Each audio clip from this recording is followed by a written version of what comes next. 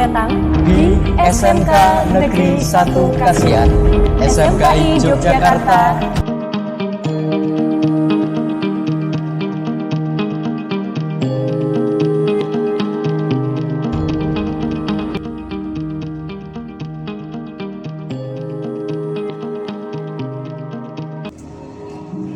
Selamat pagi, perkenalkan saya Monika Alusiana Kanisa Putri, SPD. Saya berasal dari SMK Negeri 1 Kasihan Bantul, Yogyakarta.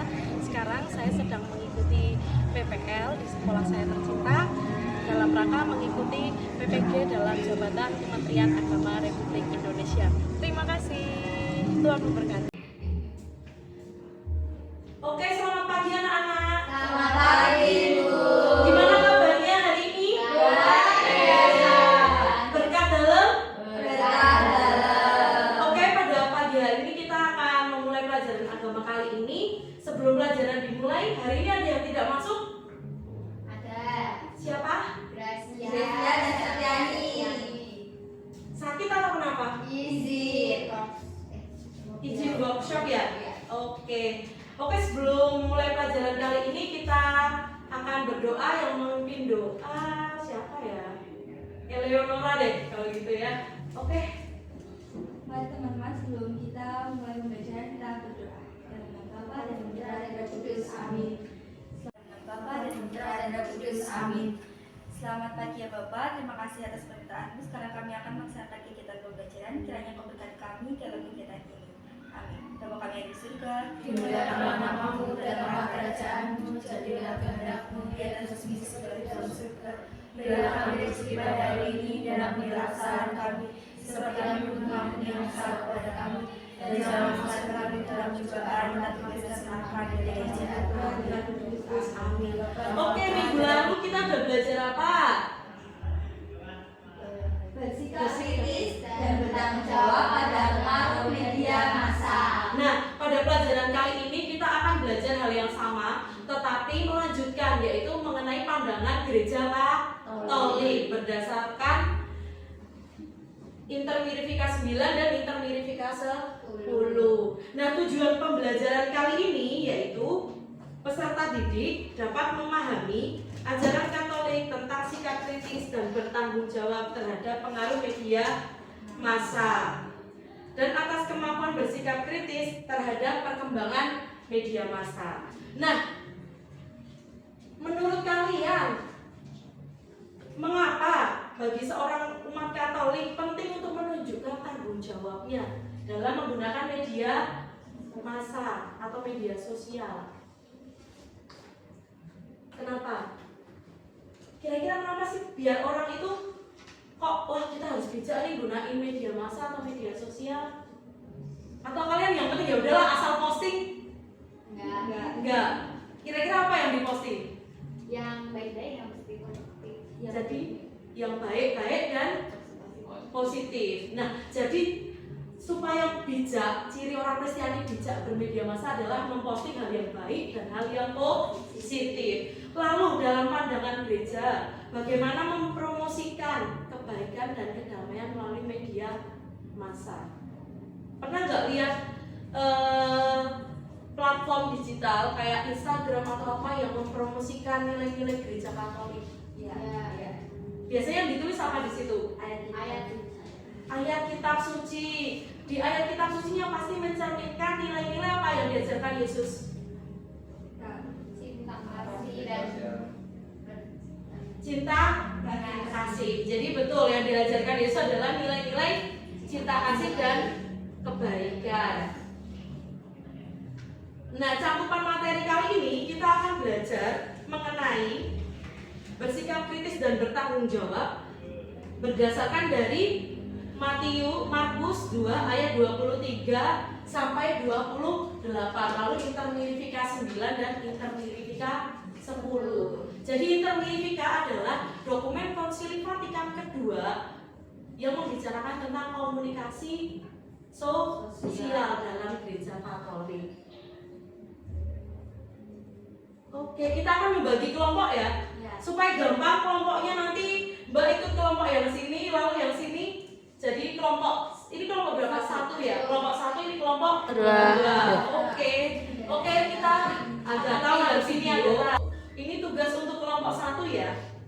yaitu untuk kelompoknya Elisa.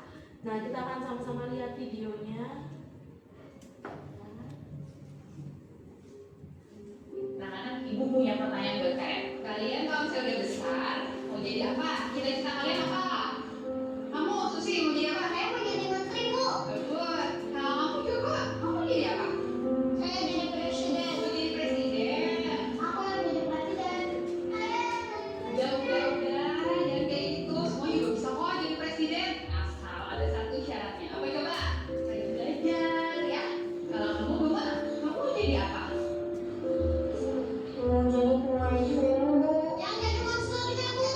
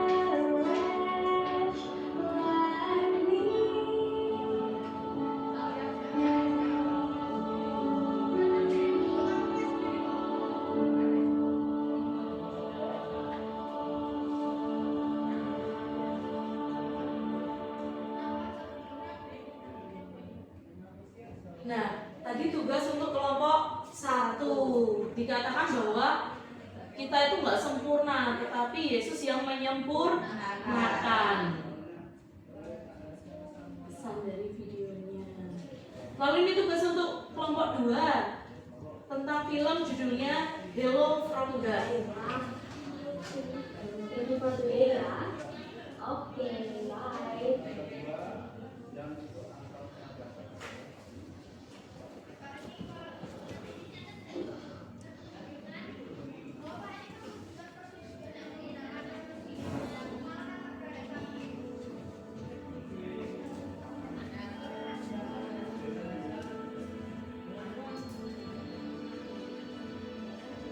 Hidup ini penuh pilihan. Ini yang benar, namun ku pilih yang salah. Adakah ampunan bagi yang penuh dosa? Adakah kesempatan mengalami surga?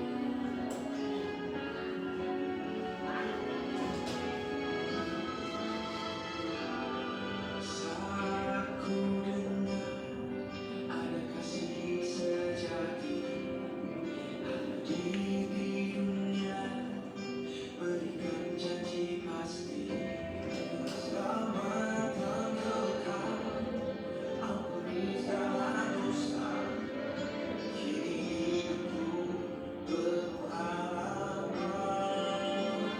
Ku jawab ya untuk anugerahnya, ku jawab ya untuk kasih yang sempurna, ku jawab ya untuk pengampunanmu Tuhan. Kini ku berharga karena Yesusku berharga.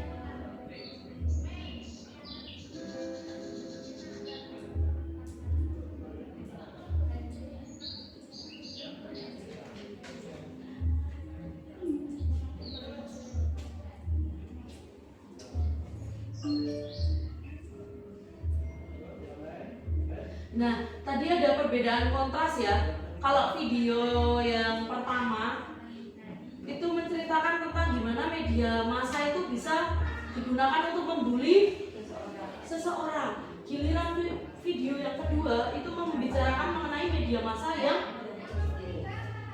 bisa menyadarkan manusia supaya bisa kembali kepada Tuhan. Betul. Nah, tugasnya adalah ini untuk setiap kelompok ya. Ini udah Bu Monica kasih ya tadi di lembar kerjanya kalian. Yaitu yang pertama adalah tugas kelompoknya. Analisislah peran utama, pesan utama yang ingin disampaikan melalui video yang telah kalian lihat dan bagaimanakah hal tersebut berkaitan dengan topik pembelajaran. Lalu yang nomor 2, bagaimana video ini menggambarkan masalah atau situasi yang relevan dengan kehidupan sehari-hari. Nah, ini silahkan dikerjakan dalam kelompok Advan. Yang kelompok 2 silahkan bekerja sama, tak kasih waktu 15 menit untuk mengerjakan. Yuk bareng-bareng ya, Advan, Agatha, Friska dan teman-teman, yuk bareng-bareng dikerjakan.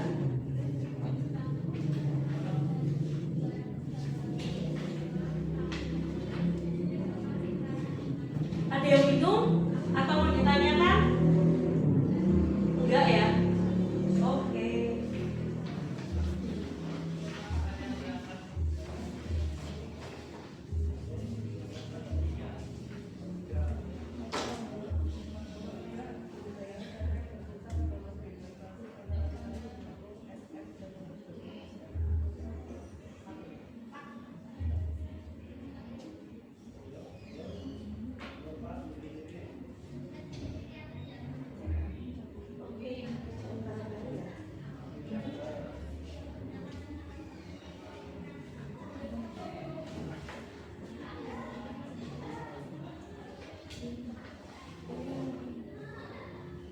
Nanti per bagian pertanyaannya satu. Nanti kalau pada akhirnya kalian akan melakukan presentasi dan per kelompok akan maju ke depan lalu membacakan hasil jawabannya per bagian gitu ya. Jadi dibagi secara adil gitu.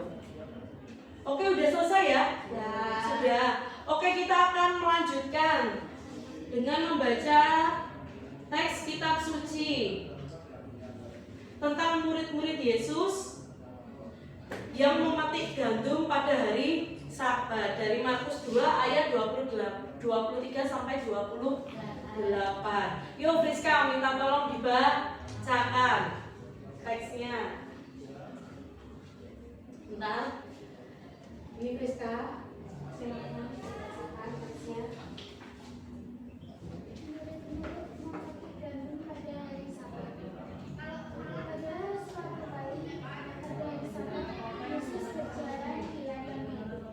Dan sementara berjalan, murid-muridnya memetik butir gandum. Maka kata orang-orang Farisi padanya, "Lihat, mengapa mereka berbuat sesuatu yang tidak diperbolehkan pada hari Sabat?" Jawabnya kepada mereka, "Belum pernahkah kamu baca apa yang dilakukan Daud ketika ia dan mereka yang mengikutinya kekurangan dari makanan? Bagaimana ia masuk ke dalam tiada menjaga sebagai imam besar lalu makan roti sajian itu yang tidak boleh dimakan kecuali oleh imam ini dan memberinya kepada murid-murid. Lalu kata Yesus kepada mereka, hari Sabat diadakan untuk manusia dan bukan manusia untuk hari Sabat. Jadi anak manusia adalah juga Tuhan dari hari Sabat." Oke, terima kasih Friska. Nah, sekarang kita akan mendalami teks kitab suci mengenai hari Sabat. Jadi, menurut orang Yahudi, menurut kalian, apakah hari Sabat itu orang boleh kerja? Tidak boleh. Orang nggak boleh bekerja. Harusnya beristirahat total. Nah, Yesus sama murid-muridnya malah bekerja untuk memetik gandum. Nah, itu dianggap sebagai melanggar aturan. aturan. Nah, sekarang pertanyaan pendalamannya yang sudah ada di lembar kerja kalian, udah Bu Monica tuliskan, yaitu yang pertama, analisislah sikap kritis yang Yesus gambarkan dalam perikop tersebut terhadap aturan hari Sabat. Terus pertanyaan yang kedua, simpulkanlah sikap yang bisa kita pelajari dari tindakan Yesus dalam menghadapi aturan yang ketat berdasarkan Markus 2 ayat 23 sampai 28. Jadi yang pertama itu kita suruh menganalisis sikap kritis Yesus. Lalu yang kedua suruh menyimpulkan apakah aturan yang ada di situ tuh udah tepat atau belum. Oke? Ada pertanyaan? Ada yang bingung? Tidak. Enggak? Oke, silakan dikerjakan. Tak kasih waktu 15 menit cukup ya? Cukup. Oke.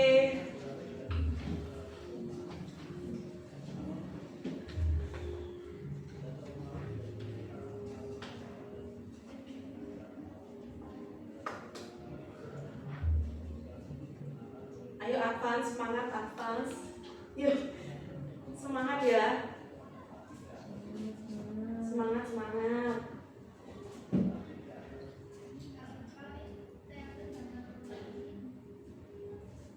Oke, udah ya? Sudah. Nah, sekarang kita akan melanjutkan tentang pandangan Gereja Katolik berdasarkan dokumen Konsili Vatikan kedua, yaitu Intermirificasem 9 tentang kewajiban para pemakai media komunikasi sosial. Bu Monica minta tolong Agnes deh bacain. Ini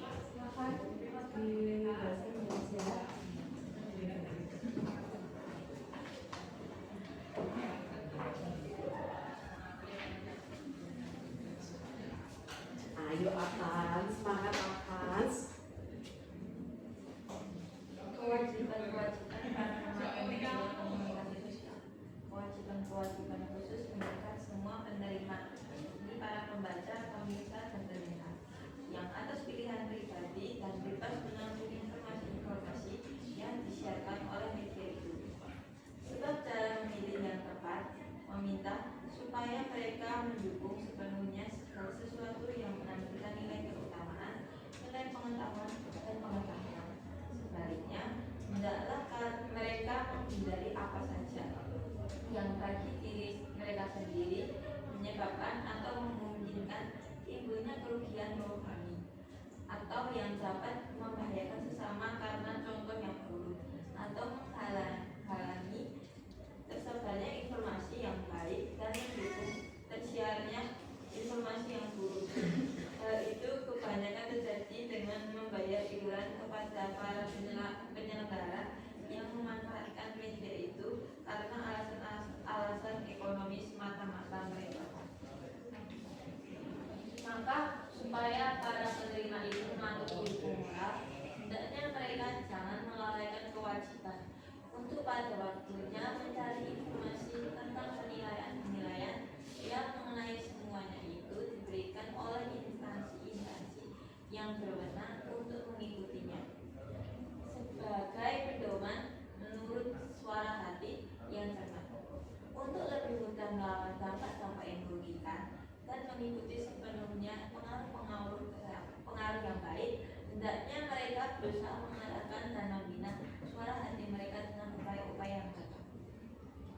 Oke, terima kasih Agnes. Nah, jadi itu pernyataan Intermirificasem 9 adalah kewajiban para pemakai media komunikasi sosial tentang gimana caranya menggunakan media komunikasi sosial secara tepat guna alias sesuai dengan fungsinya supaya bisa membedakan dan memberikan penilaian-penilaian, oh ini baik, oh ini informasi yang kurang baik. Nah, jadi bisa memberikan kita pertimbangan.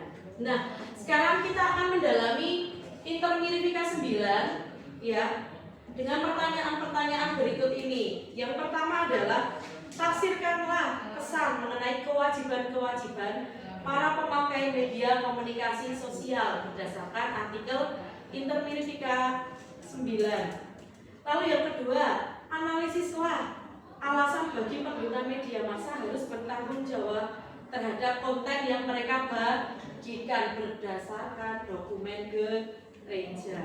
Oke, dikerjakan. Ada pertanyaan? Ada yang bingung? Oke, tak kasih waktu 15 menit cukup ya untuk mengerjakan. Oke, langsung dikerjakan.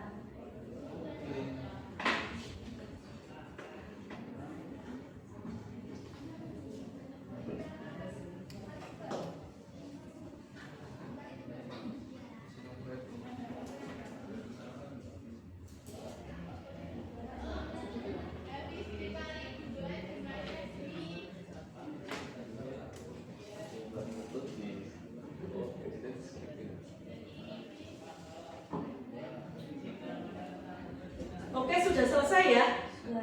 Sudah. Kita akan melanjutkan. Ada yang masih bingung, belum bisa menjawab? Sudah ya? Oke, lanjut ya.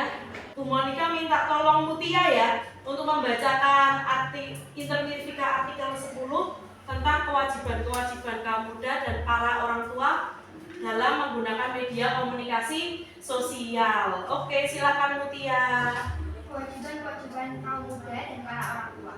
Hendaknya para penerima, terutama di kalangan kaum muda, berusaha supaya dalam memakai upaya-upaya komunikasi sosial, mereka belajar mengendalikan diri dan menjaga ketertiban. Kecuali itu, hendaklah mereka berusaha memahami secara lebih mendalam apa yang mereka lihat, dengar, dan baca. Hendaklah itu mereka percakapan dengan para pendidik dan para ahli. Dan dengan demikian mereka belajar memberi penilaian yang sesama. Sedangkan para orang tua hendaknya menyadari berbagai kewajiban mereka, menjaga dengan sungguh-sungguh supaya tayangan-tayangan terbitan-terbitan tercetak dan lain sebagainya yang bertentangan dengan iman serta tata susila.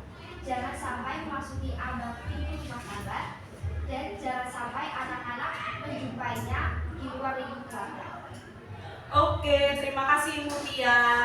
Kita akan melanjutkan dengan mendalami artikel intermirifika 10 atau dokumen Konsili Vatikan intermirifika 10 dengan pertanyaan sebagai berikut, yaitu analisislah berbagai peran kaum muda dalam menggunakan media massa dengan bijak menurut artikel ini.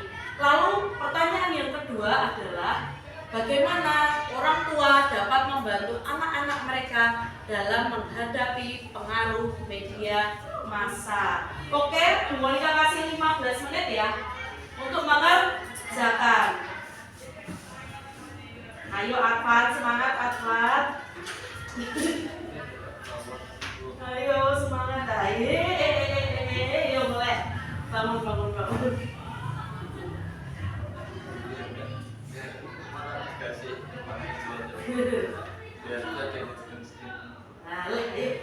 Ayo dibantu teman yang ngajakin apa, ayo semangat.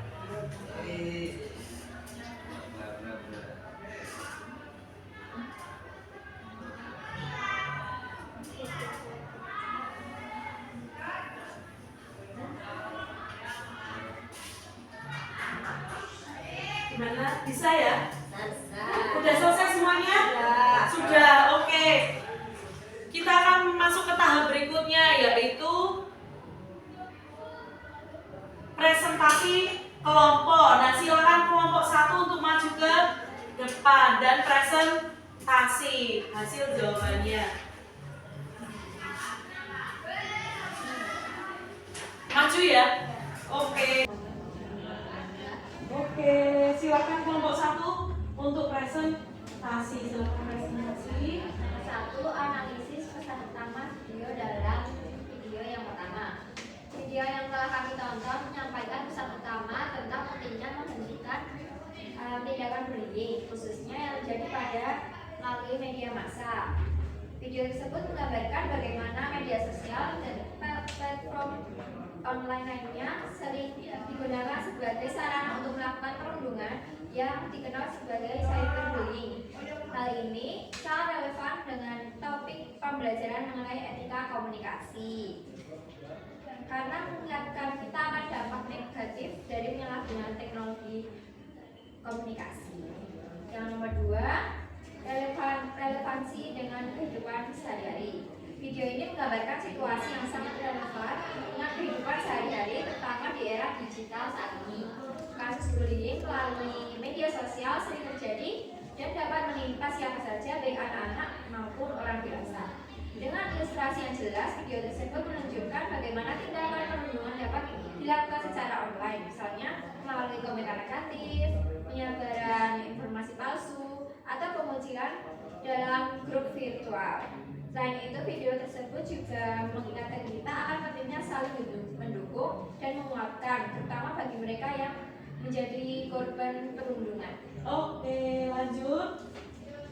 Di sini saya akan mempresentasikan pada bagian 2. Tadi kita telah mempelajari mengenai teks murid-murid Yesus memetik gandum pada hari Sabat, yaitu diambil dari Markus bab 2 ayat 23 sampai 28. Analisis sikap kritis Yesus terhadap aturan Sabat dalam Markus bab 2 ayat 23 sampai 28. Dalam berikut Markus bab 2 ayat 23 sampai 28, Yesus menunjukkan sikap kritis terhadap aturan Sabat yang diterapkan secara ketat oleh orang-orang Farisi.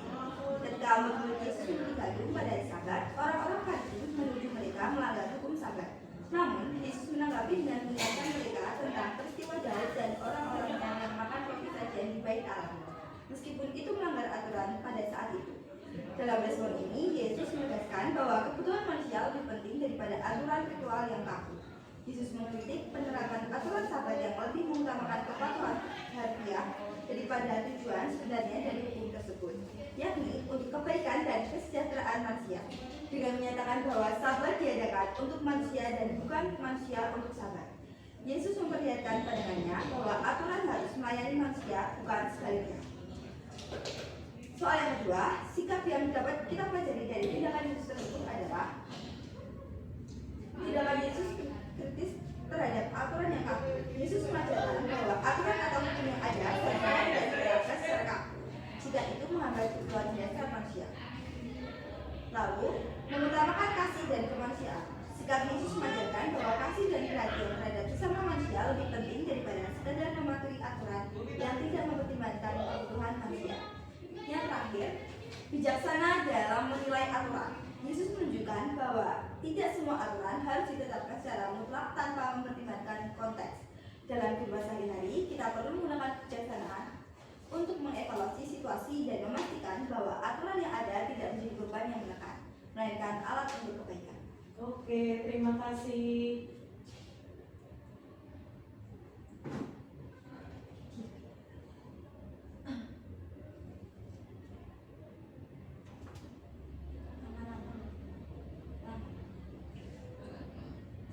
Analisis alasan pengguna media massa harus bertanggung jawab terhadap konten yang mereka bagikan.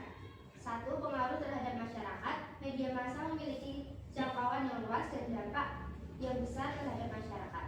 Informasi yang disebarkan melalui media dapat membentuk opini publik, mempengaruhi perilaku, dan bahkan menciptakan perubahan sosial. 2. Tanggung jawab moral. Dalam konteks agama dan etika sosial, tanggung jawab moral pengguna media sangat penting. Mereka harus memastikan bahwa konten yang disebarkan tidak melanggar nilai-nilai moral seperti menyebarkan kebohongan, fitnah, dan kebencian. Selanjutnya, pencegahan penyebaran informasi palsu atau hoax. Di era digital ini, penyebaran informasi palsu atau hoax menjadi masalah serius. Konten yang tidak diverifikasi atau tidak akurat dapat menimbulkan kebingungan, ketakutan, dan bahkan konflik di masyarakat. Yang terakhir, pembentukan karakter dan nilai masyarakat.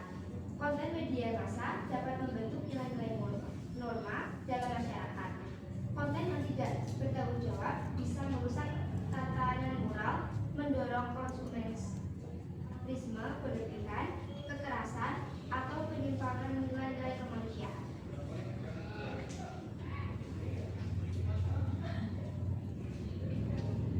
Prinsip ajaran gereja Katolik membantu membedakan informasi yang benar dan menyesatkan di media massa.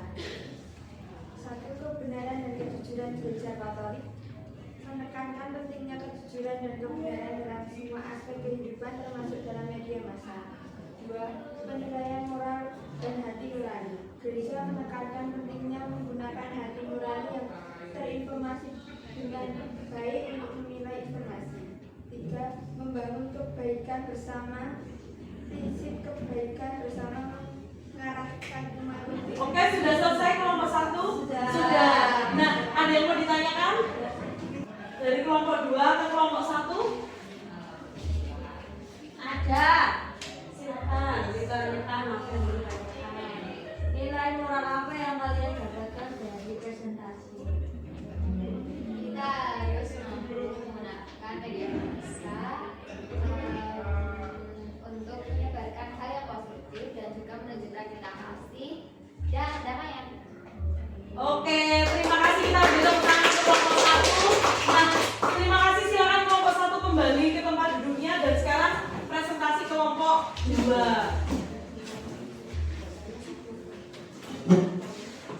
Oke, silakan kelompok 2 untuk mempresentasikan hasil kerja kelompoknya.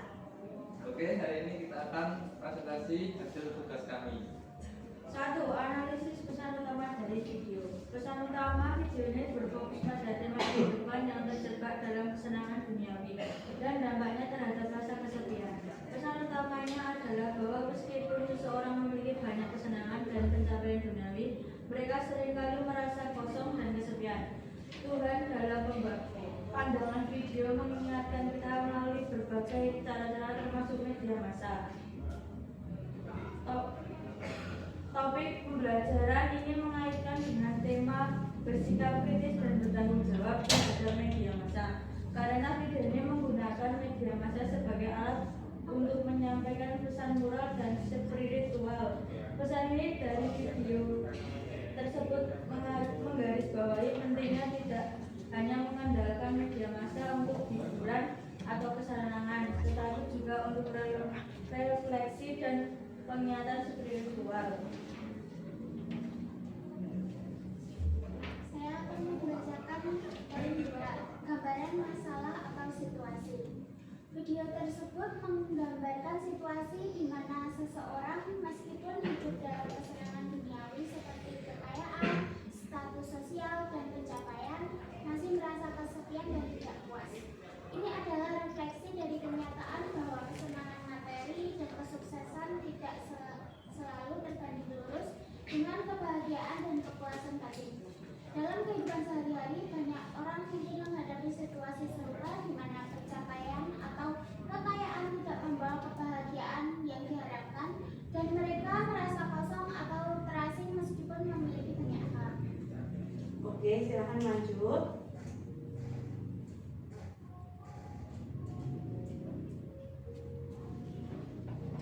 Di sini saya akan mempresentasikan kewajiban-kewajiban kaum muda pada orang tua.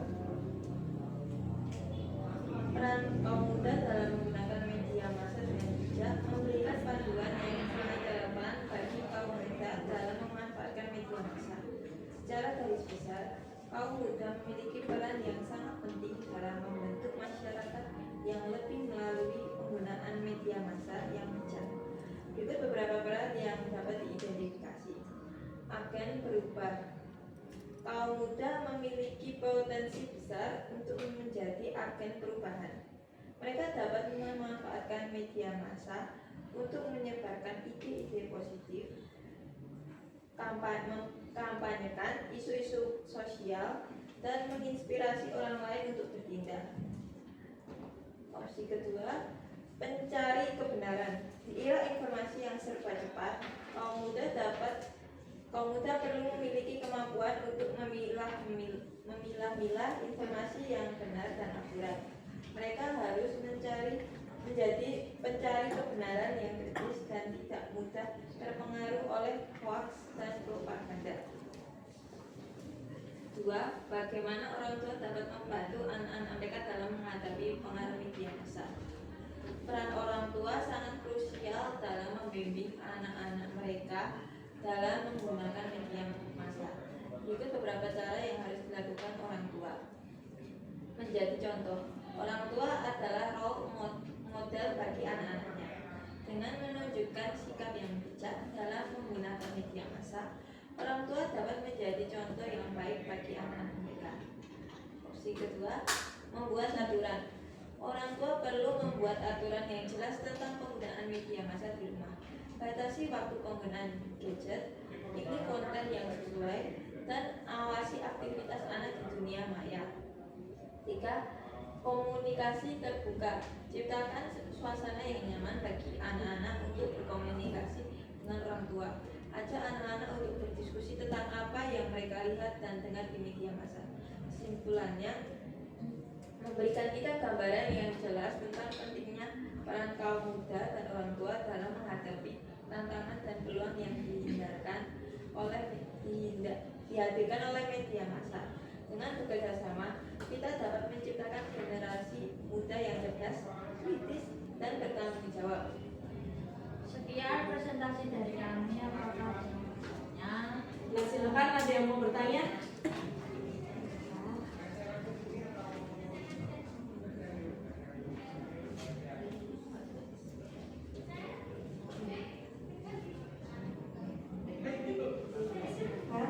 Eliza, Moral apa yang didapatkan dari pelajaran video yang kedua? Baik, terima kasih atas pertanyaannya. Bijak dalam menggunakan media sosial, menyaring informasi yang baik dan benar. oke, terima kasih kelompok 2. Kita beri aplaus untuk kelompok 2. Oke, silakan kembali ke tempat duduknya. Terima kasih. Silakan duduk kembali.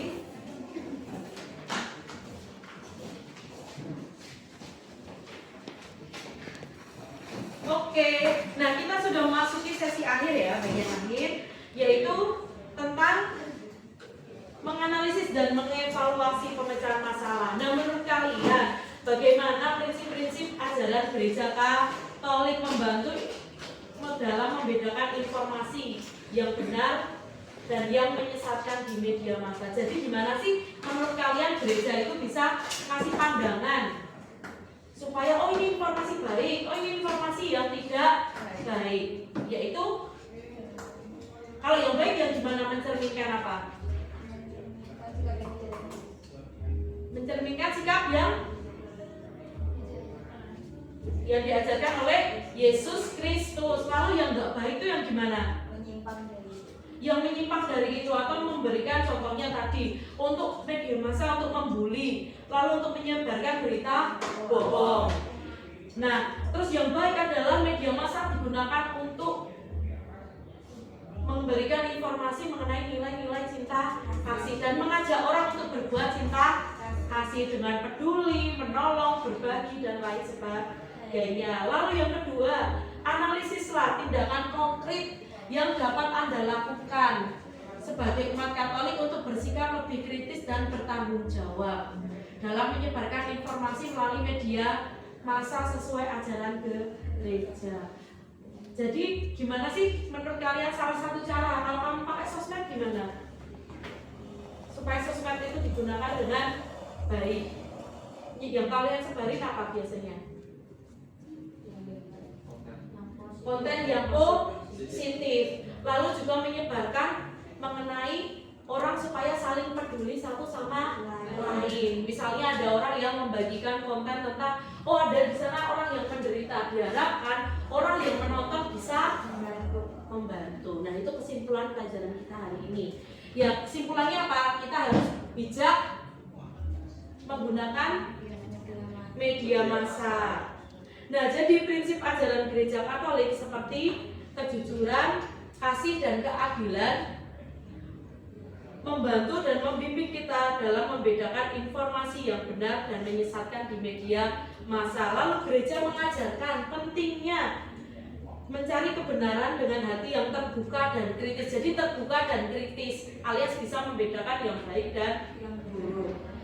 Dengan selalu memverifikasi sumber, mengevaluasi dampaknya terhadap moral dan etika, serta mempertimbangkan apakah konten tersebut sejalan dengan nilai-nilai Injil yang Yesus wartakan. Lalu tindakan konkret yang dapat kita lakukan yaitu tidak buru-buru membagikan sebelum memverifikasi, lalu berkontribusi pada penyebaran konten yang positif dan edukatif. Jadi selain positif juga memberikan nilai edukasi atau pembelajaran, serta menghindari berita yang sensasional atau menimbulkan Dengan demikian diharapkan kita semua dapat bertanggung jawab menggunakan media massa supaya tidak kena undang-undang ITE. Betul sekali Eleonora. Jadi undang-undang ITE supaya kita nggak dipenjara ya guys. Jadi ketika kita menyebarkan konten yang asal tentunya bisa terkena hukum pidana.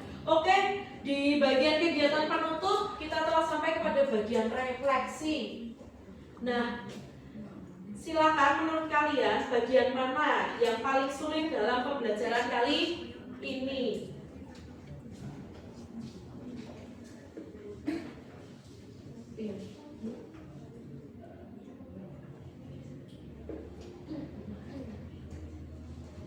Oke, ada yang sulit menurut kalian? Silakan. Saya Oke, silakan Friska. memahami dokumen gereja, Bu. Kenapa sulit?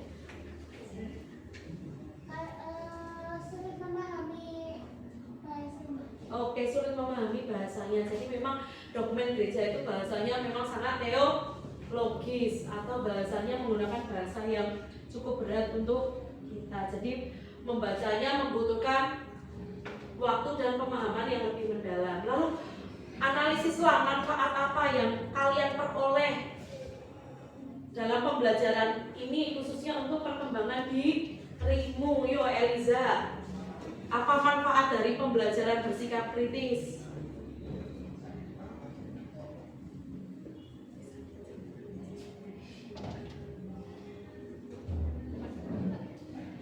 Yo Eleonora atau Eliza?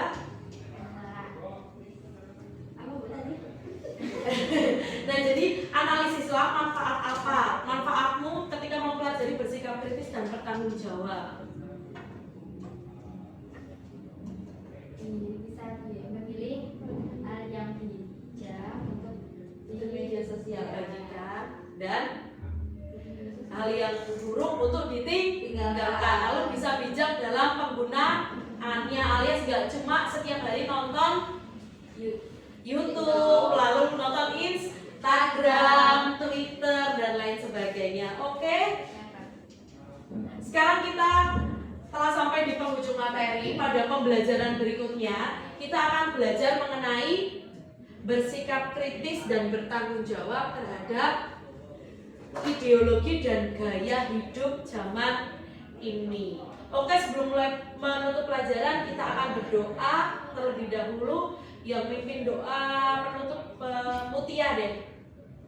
Yo Mutia. Oke, bentar ya Mutia. Teman-teman sebelum mengakhiri, mari kita berdoa. Karena Bapa dan Putra dan Roh Kudus. Amin. Puji Tuhan, kami bersyukur kepadamu atas berkat serta penyertaanmu selama pembelajaran ini. Semoga apa yang telah kami pelajari dapat berguna bagi kehidupan kami dan sesama manusia. Bapa kami yang di surga, dimuliakanlah namamu, datanglah kerajaanmu, jadilah kehendakmu di atas bumi seperti di dalam surga. Berilah kami rezeki pada hari ini dan ampunilah kesalahan kami, seperti kami mengampuni yang bersalah pada kami. Dan janganlah memasukkan kami dalam pencobaan, tetapi bebaskanlah kami dari yang jahat. Amin. Bapa dan Putra dan Roh Kudus. Amin. Oke, tetap semangat ya untuk pelajaran berikutnya.